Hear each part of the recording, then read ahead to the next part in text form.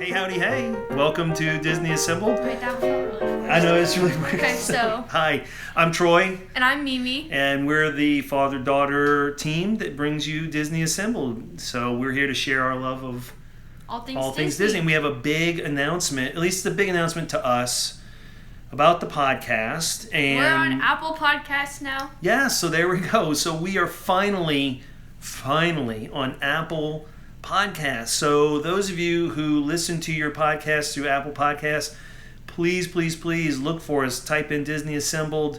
You'll see our logo pop up. Subscribe to the podcast.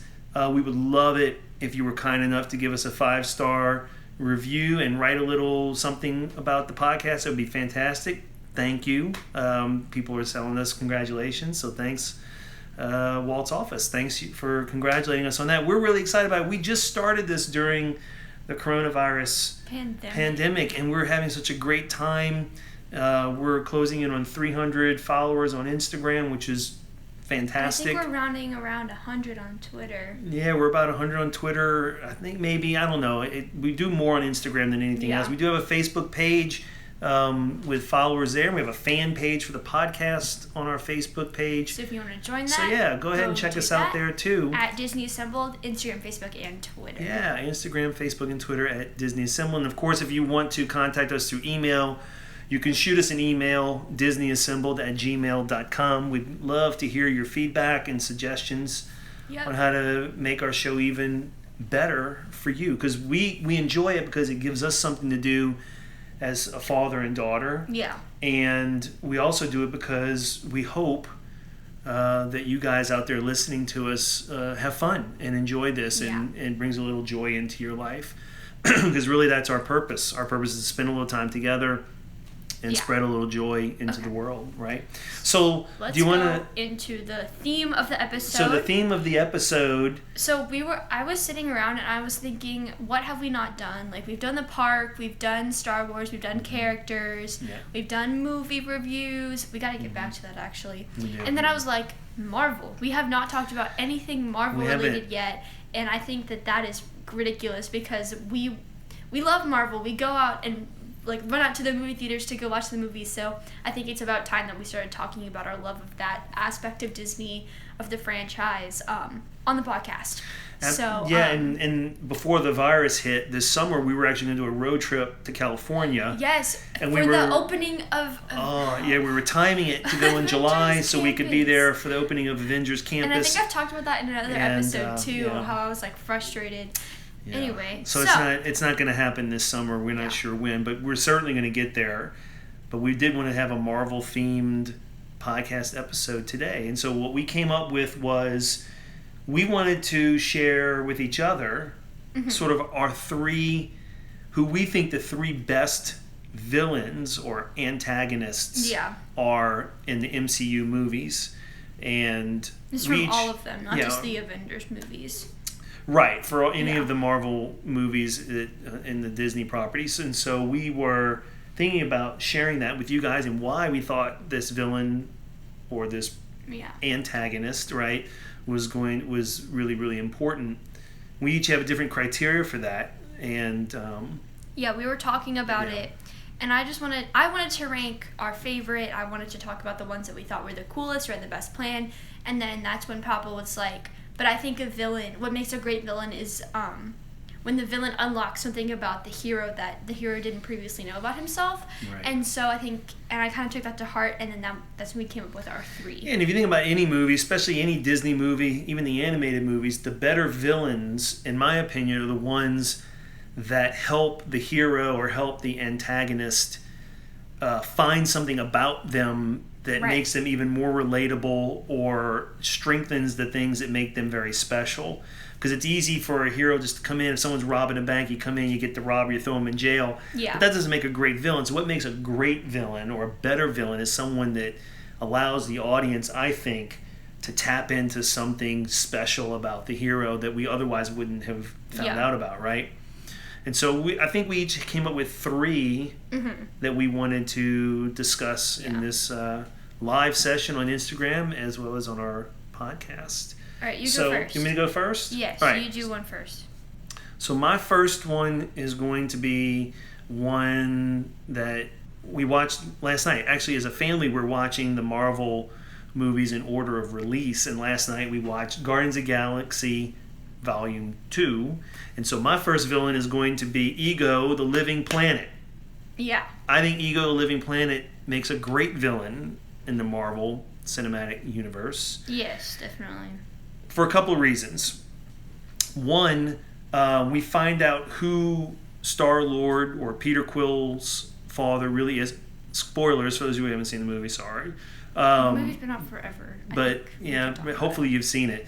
But we realize that Peter's father is a celestial, or basically a god. Yeah. Which helps us realize that Peter, that Star-Lord himself, has certain powers that he didn't even realize he had, and the audience didn't realize he even had. And so I think Ego makes a great villain because he helps Star-Lord figure out who he really is, and it helps, on one hand, it helps Peter come to grips with something about his life that he had a real, he didn't know about at all, that he had been searching for his whole life. So he finally gets something he's been searching for his whole life, is that information about who his father is.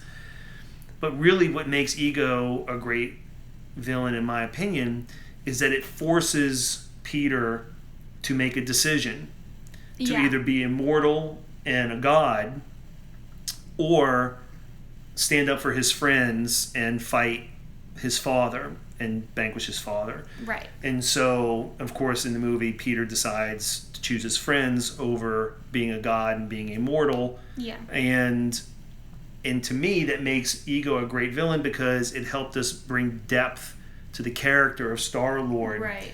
And it helps us learn more about who he really is than we otherwise would not have learned if not for that conflict between father and son. Yeah. Like, I agree with that. What I think Ego, I think kind of developed Peter's character a little bit more, which in turn means the whole, like, kind of squad of the Guardians of the Galaxy, all four of them kind of developed as a group, as a unit. They decided to start fighting as a unit as opposed to four different people working together. And I think it basically sets up their role in Infinity War really, really well. Right. Or Endgame. And there are ancillary characters who, if not for this storyline with Ego, we wouldn't have learned more about. For example, Yondu. Mm-hmm. The depth of the Yondu character goes much. We learn a lot more about that character as a result of Peter's interaction with Ego. And so I just think Ego makes for a great villain. The movie is entertaining as heck. It's very funny. Drax was funny. I mean, it was a very good movie. But I think this villain was really instrumental in helping with that. So that was my first one. Mm-hmm. So Mimi, why don't you share one of yours? Okay, so my first one is actually Thanos. For a reason that...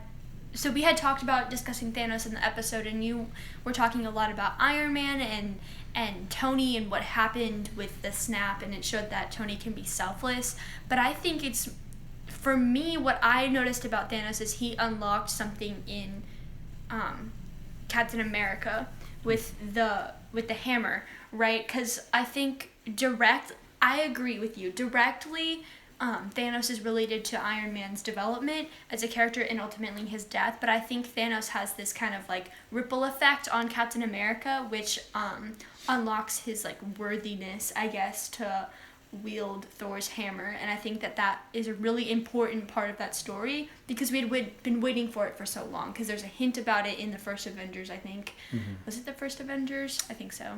Ultron, that's what it is. There's a hint about it, and everyone was kind of speculating, and then we got what we needed to see, and it just rounded off that storyline.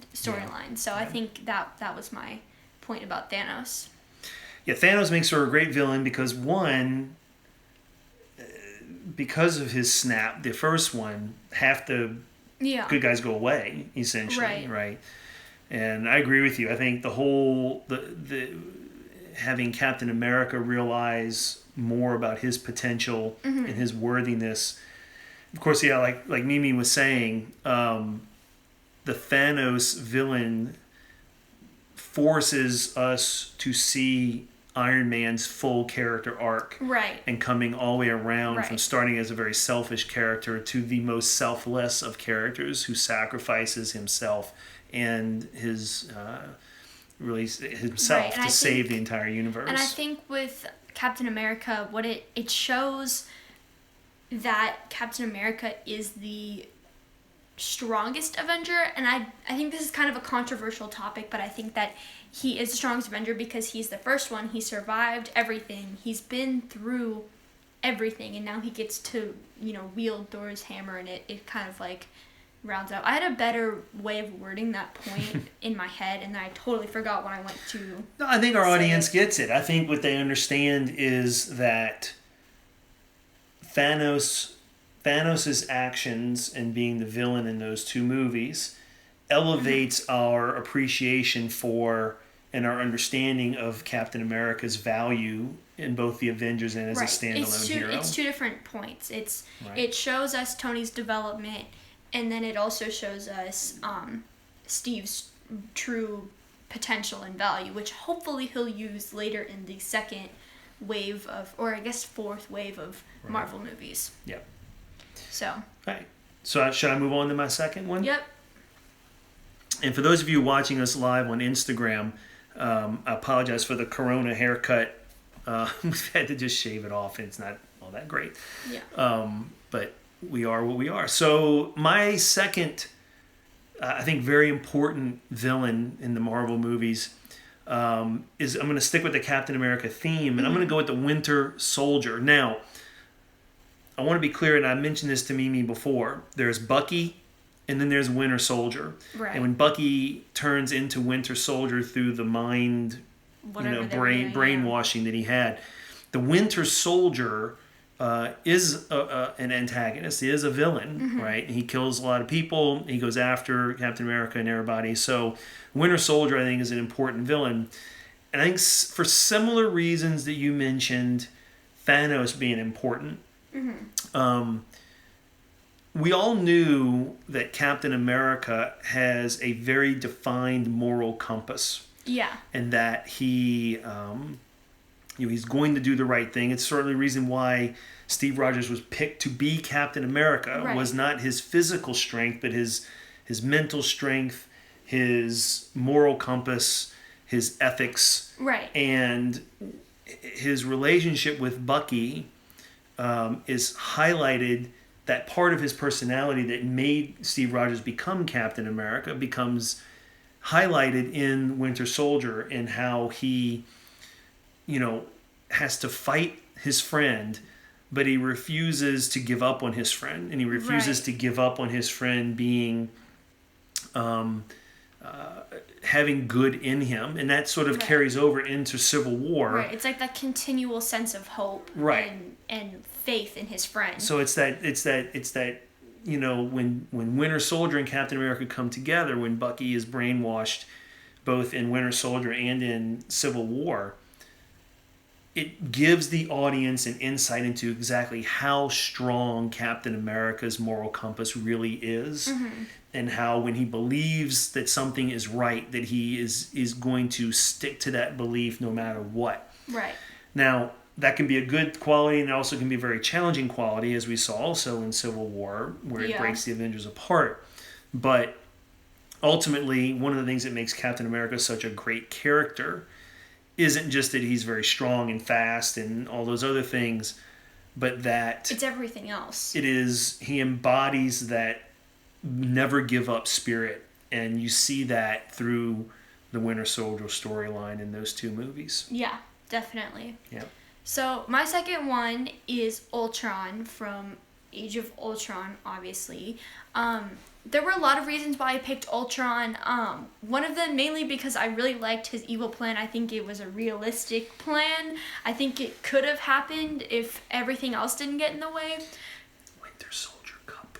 I don't know how long we've had that. I've had the Winter Soldier Cup for a while, but go ahead, Ultron. Okay, Ultron. So Ultron shows that first little glimpse into who Tony and Iron Man as a character is becoming, because it's the arc, right? It goes from the first Iron Man where he built the suit to get himself out of whatever situation he was in, and then it's like and then it's an arc, right? Like it has a turning point where it goes back down, and I think Age of Ultron, that movie is that turning point because Tony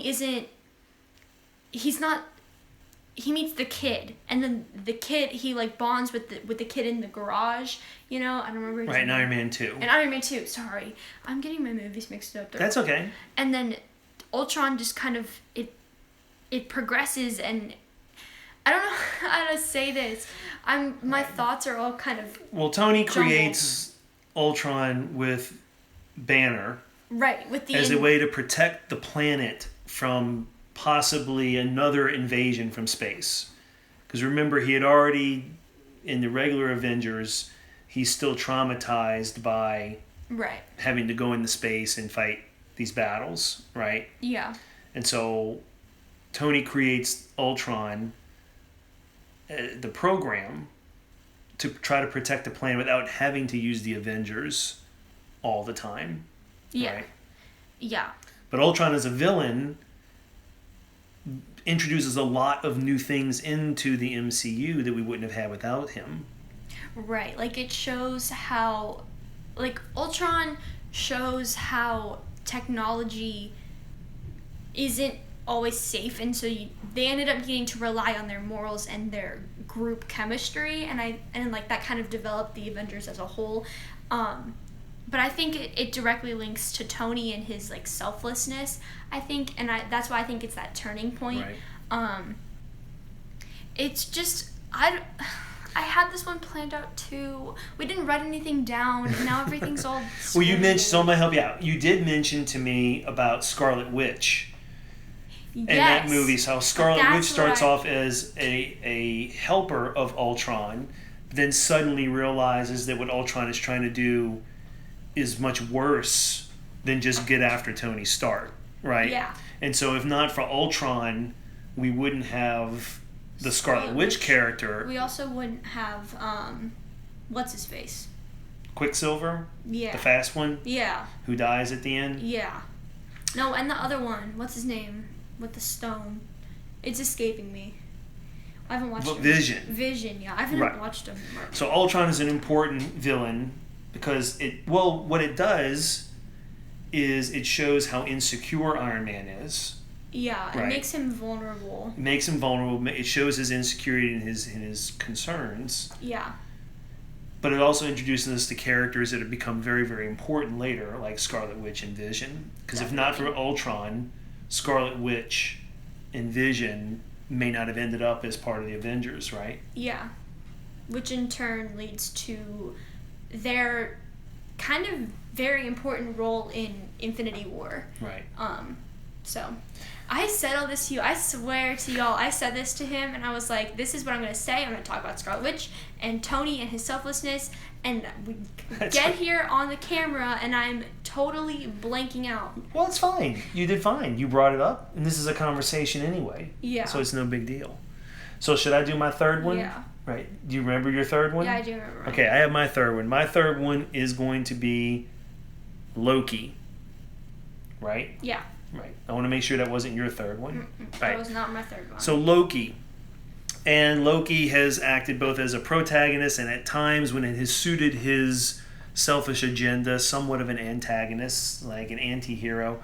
Yeah. But I'm going to say Loki because primarily being the character that initiated the Chitauri attack in the original Avengers, even in his attempt to get the Avengers to fight each other to help break them apart, he actually does the opposite. He brings them closer together, and actually his attack becomes somewhat of a lightning rod to bring the Avengers together. The other reason I think Loki, another thing he did in the several movies, in the first Thor movie, when Loki sends the Destroyer to Earth and Thor no longer has his power, it helps Thor, his actions help Thor realize what is most important, which is Thor gets his power from being worthy, and the way he is worthy is his selflessness and his dedication to helping other people, not his glory in battle. So Loki, I think, twice as a villain in the Marvel Cinematic Movies, universe movies, helps elevate Thor's character, because you may not know this, but really before these movies, Thor's character in Marvel was, I mean, he was there, he was known, but he wasn't necessarily a top tier character. Yeah. But I think these two movies, both the original Thor movie, where Thor realizes how to be really worthy to yield Mjolnir, and in Avengers, how it helps Thor, accept that this group of humans really are worthy of sticking together to fight these battles. Yeah. And I think, like, that's kind of why Loki... Well, no, it's not. Loki's one of my favorites. Well, he's fun. Right. And he's funny. Just like Ultron was funny. I think that's why I like Ultron. Yeah. We can only cross our fingers that Loki is not actually dead. But, like, Loki has died so many times, it wouldn't surprise me if he was not dead. So... Right. Well, I look forward... He has the TV show coming out on Disney+, hopefully... Waiting for that. In 2021. Hopefully. Right. So, so Mimi, what about your third? On the topic of Thor, we're going to talk about Ragnarok and Hela, Thor's sister, or like evil, I don't know, sister. And she came in and took over Asgard and showed Thor the true history behind it. Is that what she did? Right? And she basically took over, and Ragnarok has all these other elements that make the movie great, but she's the main antagonist in the movie. And so Thor has to get Hulk, and I don't know if do they use Hulk at the end of Ragnarok? Yeah, I mean, Banner flops down on the Rainbow Bridge, and the giant wolf, and he ends up fighting it. Yeah. Anyway, so Hela is a really cool villain for so many reasons. She gives off Angelina Jolie energy, which is like always okay. Anyway, so it's not Angelina Jolie. No, it's not. But she gives off the energy. Okay. Like, it's the same energy that Maleficent gives off, so it's like... Okay, so she gives off that vibe. Yeah. Yeah. Okay, so Hela comes in, and she rocks Thor's world entirely. Changes it up, flips it upside down. He's distraught and confused and doesn't understand why his father would lie to him. Destroys the hammer. And takes his eye. Oh, that's right. And he loses an eye. It's all fun and games till you lose an eye. Right. We learned that from Captain Marvel. Your brother learned to never play with his sister. Huh? Because his sister makes him lose an eye. Okay. Okay. Keep going. That was not funny. Okay, moving on. So Hela comes in and rocks his world and destroys his hammer and takes his eye, and Thor's never really been one for change. You see that in the first one where he's banished to Earth, and he's like, it takes him the whole movie to come to terms with the fact that he is on Earth, and it shows his development in his arc because he goes through so much change in that movie, and it gives him that ability to adapt quickly, which is really important later on down the road. It also is another instance where it shows that Thor's power does not come from his hammer, it comes from his heart and his worthiness, right? Like, you can still be worthy and not actually have the physical hammer. Mm-hmm. And so he ends up defeating her with the power of his own godliness, right, which is really important. And it's also important because later on when he has to forge the axe, right, Stormbreaker, if he didn't think he had the power to be able to do that, he wouldn't be able to do it. And again, he learned all that through Hela's interaction. Through his challenges with Hela. So he grew tremendously as a character. Those were my three. So we talked about some things that were really fun today. You know what we didn't do that we want to do in the beginning? I want to do this in the beginning. So this is a father-daughter podcast. Yeah.